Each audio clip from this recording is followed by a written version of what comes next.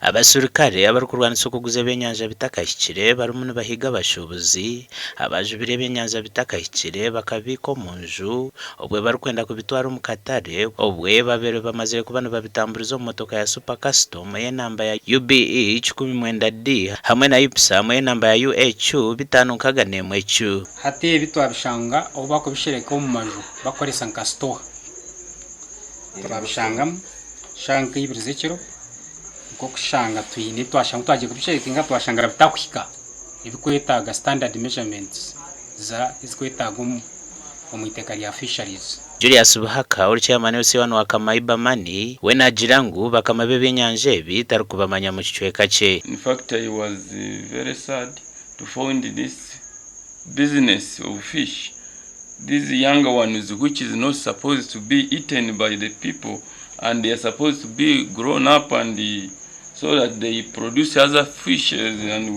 we can also benefit. Kwanza mize moruka nti wanga ngoboneze ngobonamiza tax.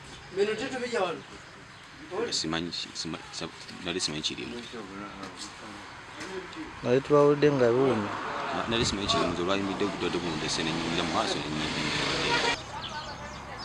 They are going to lose a lot of money because 2.5 ton, that's a lot of money, and these fish, they are immature.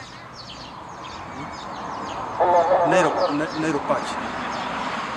So that is a lot of money. So they will continue losing, they will lose a lot of money, and for us we will continue doing our operation. Nikigamba ngu motoka ezibire birimo tiziri kwikirizibwa kutambuza ebyenyanja. Even these vehicles, they don't have permits. Fish movement permits, truck license,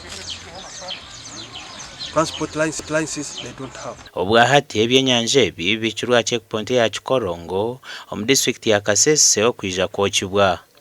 Gasha kwa Gilbert Muhanguzi.